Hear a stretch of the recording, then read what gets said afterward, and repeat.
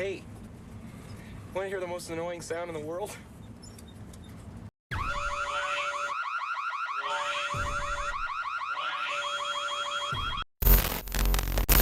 These videos are not for children.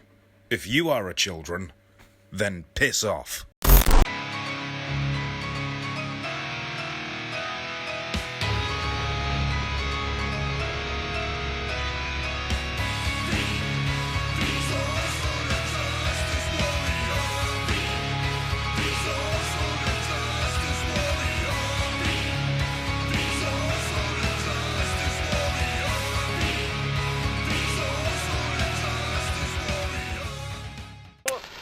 I hate this channel.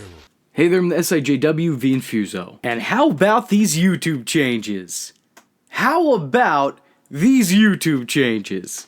The recent COPPA policy changes and censorship of the platform actually somewhat reminds me of another group that went around trying to censor everything. That group, of course, being the Right to Censor. The angle began when Stevie Richards began to change his ways. No longer looking to leech off and duplicate his coworkers, he now finally found his own identity. And apparently, he was kind of a dick. Stevie, what the hell are you doing out here, man? Hey, Steven. The name is Steven, Mr. Godfather. Now a full-fledged heel and going by the name Stevie Richards, because let's face it, who really likes Stevens? I mean, a Steve? Sure. Stevie? Okay. But Steven? Get the hell out of here, you condescending bastard. Steven, now dressed as if he was auditioning for the Book of Mormon, would go on rants and tangents about how inappropriate the product was. Stevie would take offense at some of the less PG segments of the Attitude Era, which means Stevie took offense to all the segments of the Attitude Era. He began down a self-righteous path, taking great offense to the Dudley Boys' use of tables and the APA's constant beer drinking. Richards was looking to censor the edgy product and make it much more family-friendly. And I'm sorry, Stevie, if you just waited it out a few more years, you would have gotten to see your dream of a PG WWE finally come to fruition. It would not be worth the wait. And now you'd think by his actions he wouldn't be making any friends anytime soon, but surprisingly, you'd be wrong, as he was soon joined by Big Boss Man's flunky, Bull Buchanan, who I spent many hours as a child playing as in WrestleMania 2000, half because I was a big fan of his and half because I thought I wouldn't be able to get jumped by the APA if I had Boss Man by my side. I was incorrect. That has no relevance. Let's move on. Also coming into the faction was Ivory, who honestly probably felt right at home as she more or less had the exact same gimmick as Richards, being that she was looking to clean up the women's division. Though to be fair, at that time period, it probably could have used a mop. Not that mop. Jesus. They were also joined by a newly reformed, or brainwashed depending on how you look at it, Val Venis and the Godfather. They're road dogs! What are they doing? They helping him? What the hell? Wait, there's Steven! And that white van! Where are they going?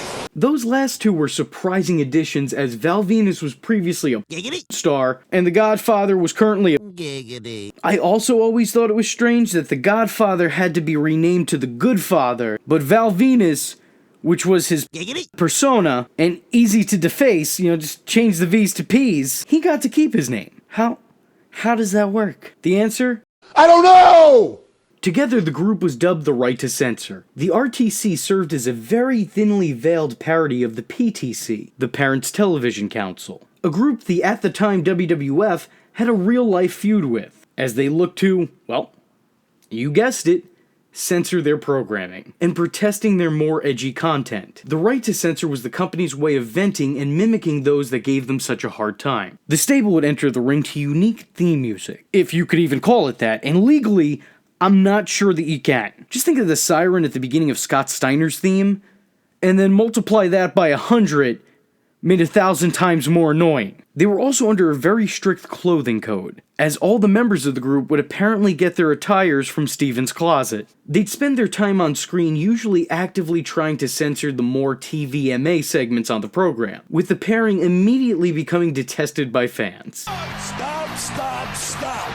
That is the most absolutely vile thing I have ever seen. We're trying to make a difference, not just in the WWF, but in the world.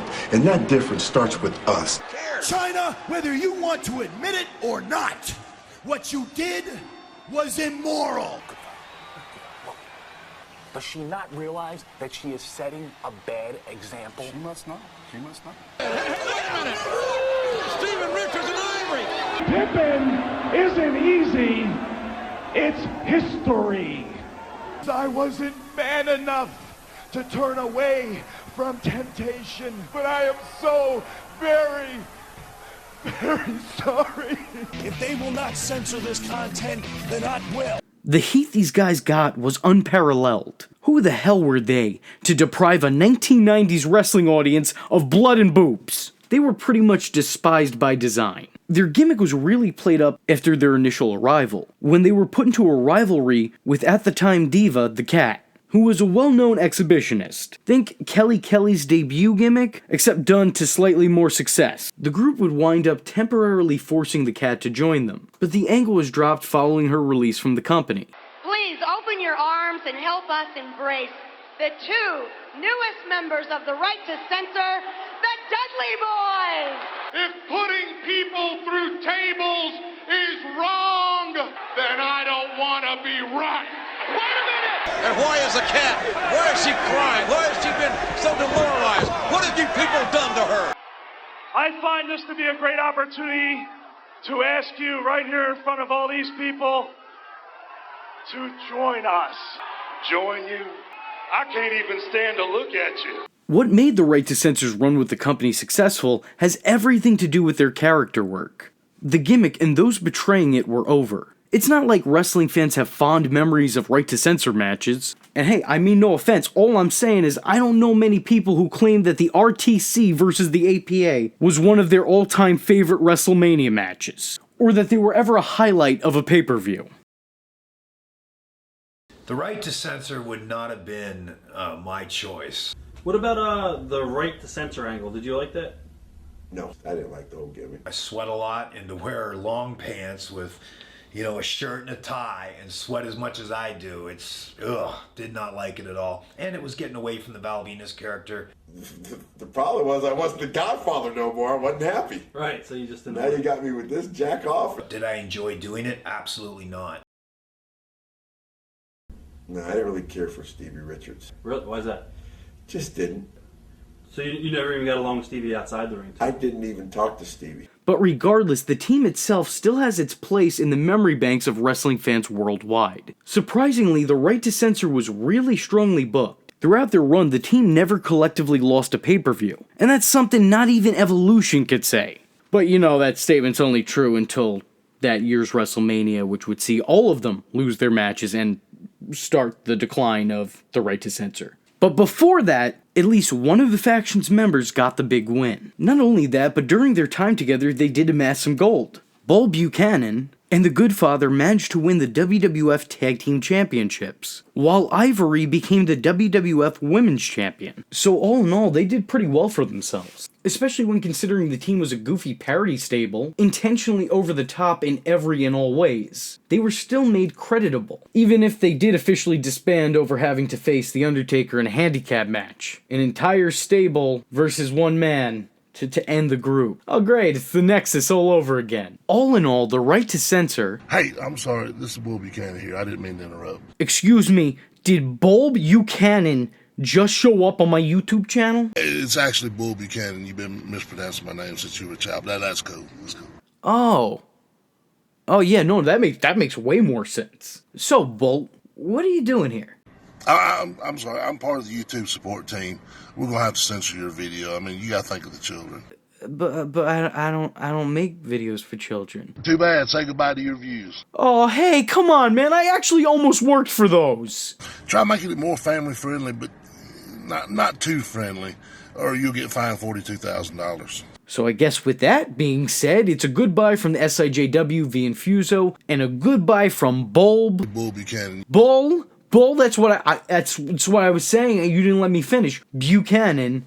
Think of the children. Well, let me tell you something, brother. You're watching the social injustice warrior, V Infuso's channel, dude. So if you like the words that came out of his mouth hole, and you too want to become a V-tard, don't forget to like and subscribe, and click that little bell icon to get updates and notifications. Ooh, tell him what up, Mach. Ooh, yeah. Follow the man on Twitter, yeah, because we all know it's not stalking if it's on the internet, yeah. Join the madness by joining the Discord, and if you have a moment of time and a free $1 to spare, head over to the SIJW's Patreon, dig it, where you can request videos, get exclusive videos, and early access to content, yeah. Or go down to PayPal, where you can buy the shirts, brother. But most importantly, just remember, if you're not tuning in, then you're missing out. You my boy, Bull. You my boy.